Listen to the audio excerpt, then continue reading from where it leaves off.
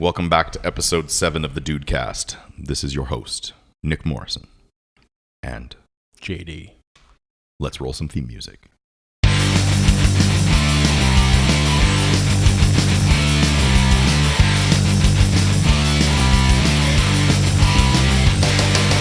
All right, we're back, episode 7.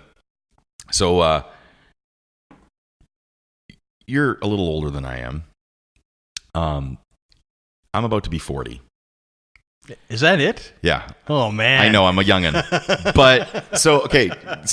But here's my question to you. So when you turned 40, did you feel like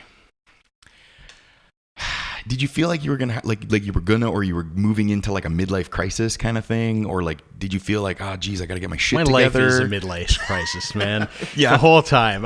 From 16 years old to now is probably still a midlife crisis. I don't know.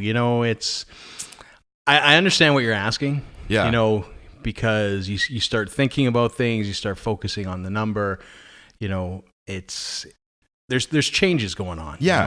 Well, I remember we talked about this a couple episodes back in season 1 where, age is just a number and I don't feel any different like mentally than I did when I was in my 20s, although I know my body feels different. Right.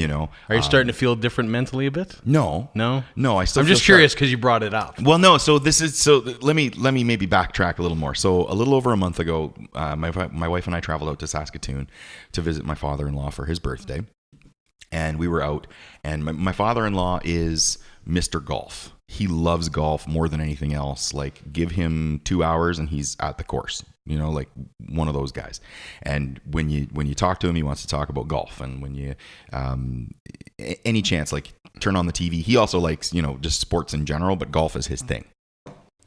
And so we went out for the birthday weekend, and we were, on the Saturday, we were thinking, okay, well, we're going to take you out for lunch and maybe we'll go see a movie or whatever else.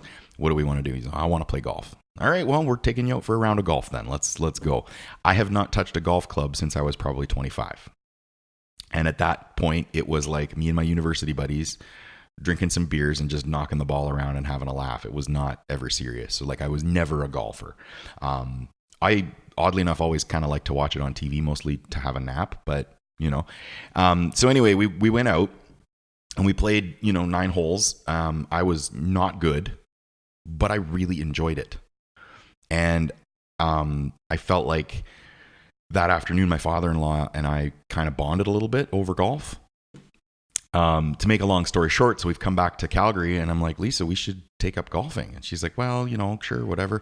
So I found a used set of clubs for myself, a used set of clubs for her. I've been going to the driving range like 2-3 times a week. We've been out golfing 3 times now, like actually on courses. We're going out again tomorrow. And yeah, coming into 40, I'm like, I like golf now.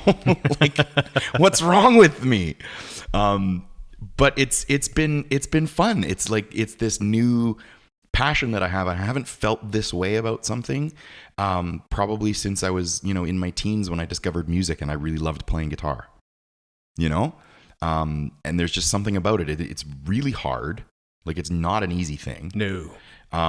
So there's a major challenge aspect to it. But it's also like you're out in fresh air. You get to, I get to play with my best friend. We meet other couples because like as a twosome, you usually get paired with another twosome or maybe one other person or whatever. So we've met a couple of nice couples, and you have a laugh and you play. And I feel like because it is so individual, the only person you're really playing against is yourself, which I'm a big on because I like weightlifting. I liked wrestling. I liked, you similar yourself, right? Martial arts. Like it's an individual sport. Like you don't have a team. Nobody can let you down. Yeah. You know what I mean? Or you're not going to let anybody down. It's just yourself. And the best part to me about being out on the greens is like cheering for your playing partners when they make a great shot or when there's a fluke shot or something and everybody celebrates. Like, it's a lot of fun. Yeah. But yeah, it's kind of funny because, my buddies, everybody's like, yeah, you're in midlife crisis. You're turning 40. It's time to like golf now. I'm just like, is that it? Like, is it just... I don't think so. Yeah. I really don't think so. I think it's just... You're just experiencing something and you're enjoying it. I mean... Yeah. Throughout your life, you will do different things. You will get enjoyment from them, and you will either continue to do them or not do them. That's just exploring life. It's maybe if you discovered golf earlier on, beyond, sort of drinking and, whacking it around with your friends. But I mean, the thing is too, is that, to be honest, golf in Canada is expensive. Yes. It's a bit elitist, and can be. It's not really affordable, to a lot of people. Yeah. So, I mean, there's that part of it as well. When you're 20 something, to go play a round of golf is probably not going to be a high priority ever, unless you are part of a country club that your parents go to and you just happen to be there. That's kind of it. Whereas back home, golf is very, very affordable. You don't pay much. You pay a membership, which is maybe a couple £100, which is maybe $350. Right. And that's for the year? That's for the year. Yep. You can go play as much as you want. You don't have to pay, green fees on top of that, where here you're paying probably, I don't even know, like 40 to $100 a round? $40 to $300 a round. Yeah. So, I mean, that's pretty ridiculous. So there, the top end of things, you're paying for a local club that you could go play every day of the week if you are so inclined. I mean, the big commitment in golf is time. Of course. And, it's not a big thing, but here it's not. So I mean, I don't see it as a midlife crisis thing. I see it more as an accessibility thing, because you move on, as you hit your 40s, you are more established. You've you've got a home that you're living in. You've got a career that you've established, and you can afford things. Not like when you're 20 something and you're scrambling to meet it's rent. Like I'm washing dishes, or I'm going this, or I'm working 40 hours a week at minimum wage, and I have 5 roommates. And for sure, those were the days. Yeah, not really, but it's interesting. But the interesting part of that too is, and something that just really sparked that I did want to talk about is, I don't know about you, but this whole minimum wage and living wage thing, I kind of want to talk about for a little bit. I've been seeing, and I'm not sure what it is, if it's just social media and if I'm just seeing like a tiny speck of, a very vocal subgroup, but there was a whole tweet thread, and we live in the city of Calgary, which it's expensive. I mean, it's not the cheapest place to live. But, there was this whole thing. There was an article that came out, and it said that you need to make a minimum of $21 an hour in order to afford a place to live by yourself. Right. So in order to have a 1-bedroom apartment and be self-sufficient to a normal standard of living, you need to make about $21 an hour. So this argument became that minimum wage should be $21 an hour. And I don't know what your thoughts are on the thing, but mine is, no, it shouldn't be. No. It blows my mind. It feels, Maybe it's my age, because like you said, I'm definitely older. Yeah. But I feel there's this kind of weird entitlement thing that if you are doing whatever, and I'm not, every society needs everything from guys that sweep sidewalks to do brain surgery and everything in between. And I'm not saying that anybody's job is not important, and or not trying to demean anybody's job, but there are definitely skill levels. 100%. If I lost my job tomorrow, I could probably get a broom and sweep sidewalks.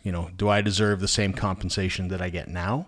I don't believe so. No. And that's kind of how I look at things. It's, you need to develop a skill set. It's not because it costs X that you should get X. It's, you should probably, figure out something, to make sure that you're all right. And I mean, if you want to scrape by, and there's people that live good lives like that. I mean, absolutely. There are guys I know that they go out and they do some odd jobs and they make enough to pay rent, and then they fish and they hang out with their kids, and that's what they do. And that's, they're kind of semi-retired at a very early age. Sure. And that works for them. But if that's the life you like. But they don't want to go to parties. Right. They don't want to drive fancy cars. Right. They don't want fancy clothes. They don't want fast women. They don't want any of that stuff. They want to go fish, which is pretty basic. I mean, you can spend a lot of money on fishing. Don't get me wrong, and I know a lot of people that do that as well. But as far as a recreation goes, and spending your time, it's pretty affordable, and you can feed yourself. Absolutely. So it's kind of an interesting thing, and I'm wondering, what happened. Well, I feel like the whole idea of the minimum wage is that So I'm going to be very like Captain Obvious here for a minute, but I mean, it's the minimum allowable amount that a business owner can pay a person to do a task in exchange. So your time in exchange for this amount of money. And that's, I think it's a different thing than a living wage, right?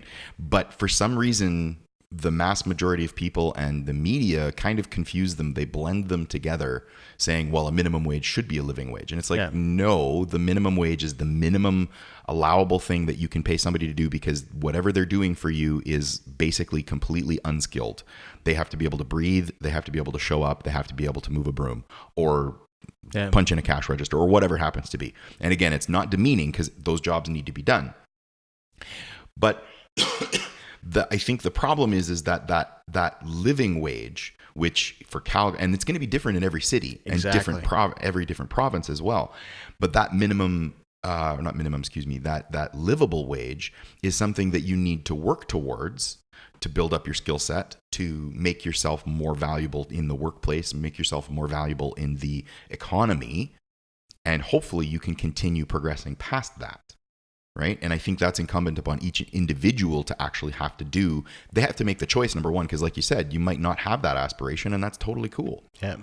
But I also feel like there's this marketing shift, and it's kind of political, where the politicians and the leaders, the ones that are making these laws, whether it's for minimum wage or taxes or whatever they happen to do, they are skewed to our top 5% or top 2% of the population of the country, or the province, whatever you want to call it.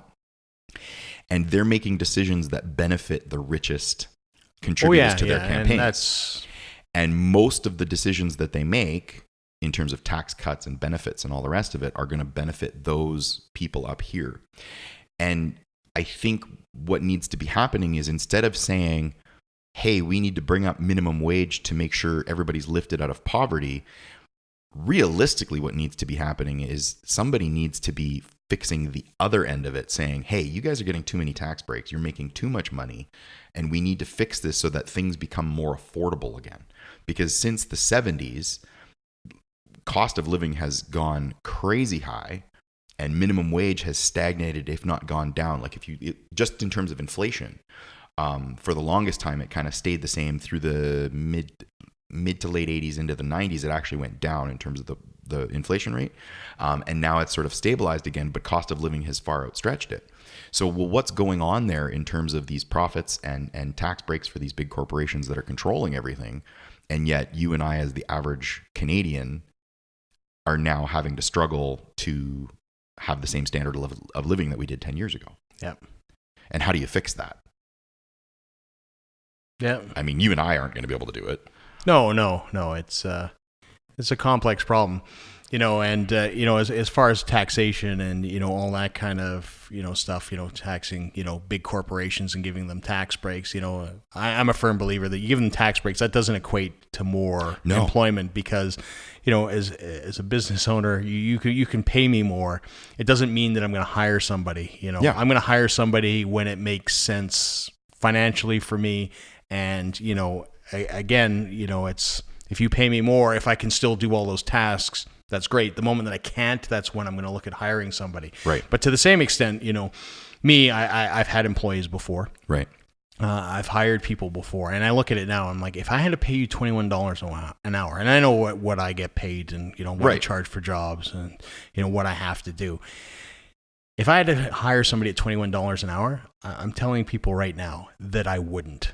No, absolutely not. It's just not worth it. And that's kind of, I think what needs to resonate with some people as well, is that, just because I'm a business owner, I mean, I do fine. Like, sure, I'll be honest, I do fine. I mean, you've seen my home. I do okay. It's not, I'm not living high on the horse, but I'm not, living at the bottom either. Yeah. But at the end of the day, those decisions, like, I'm not going to hire somebody to do something that I would consider minimal, like when I ran the airbrush studio, when the economy went bad, the first thing, and I wasn't paying anybody $21 an hour. I was paying, a little bit less than that, but still better than minimum wage at the time, which I think was like about $10. Right.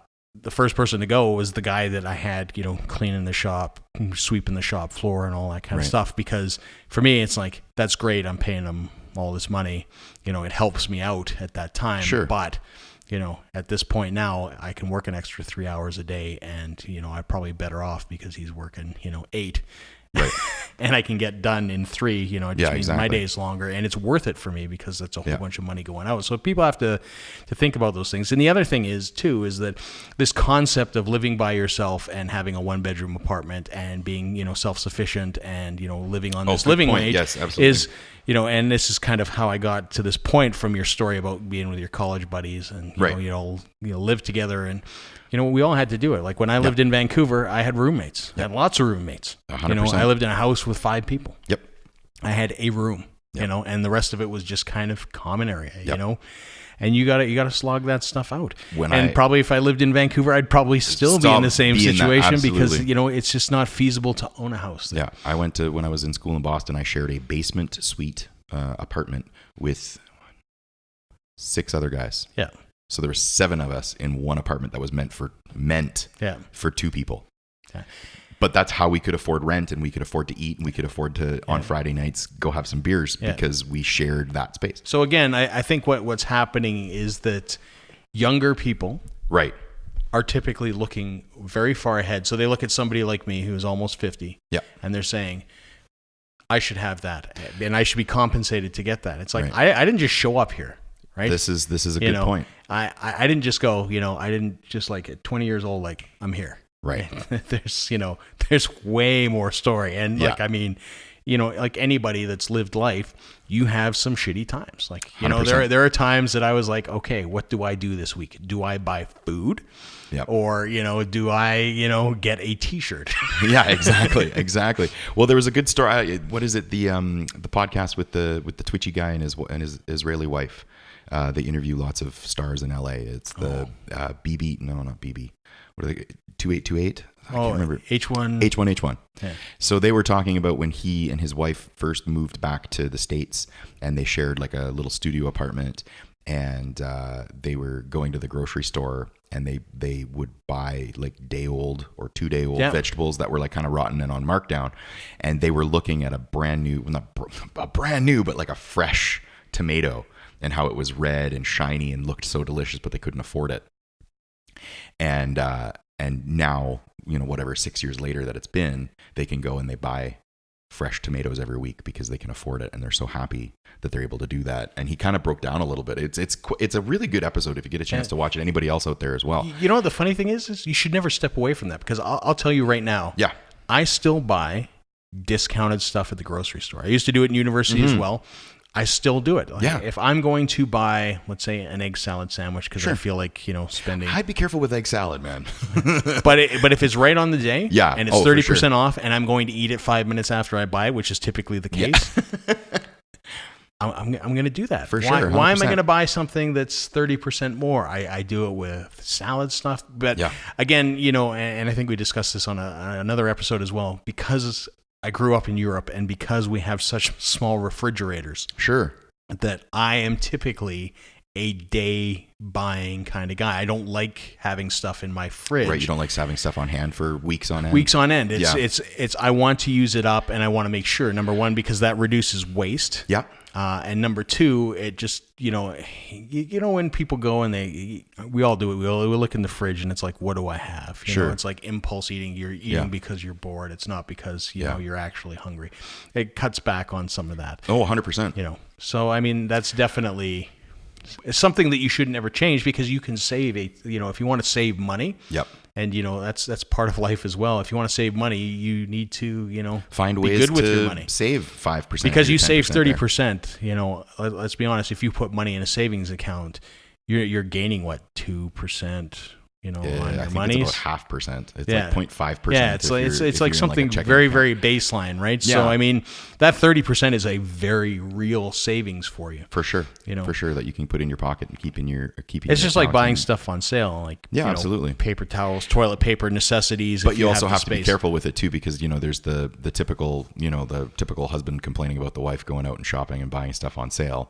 I'm not going down that route. But the way I look at it is like, okay, you're only saving money for sale items if that was something you were going to buy in the first place. Right. Don't but buy that's just what I'm because it's saying. on Like sale. essentials, like Yeah, toothpaste, of course. you know, You toilet need those paper, things.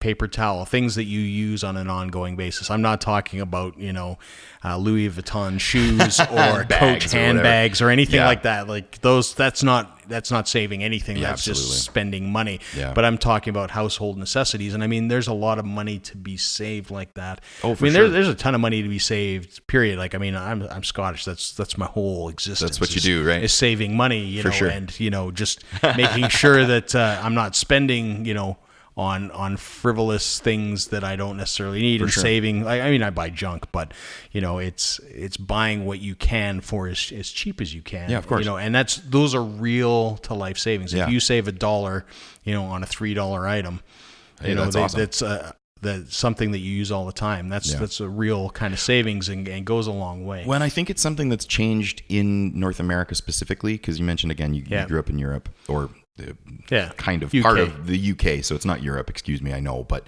anyway, like I remember growing up as a kid, my mom and my grandparents, like my grandparents grew up Depression era, so like my grandmother saves everything. Like we're talking like in Ontario, you can still buy milk in bags.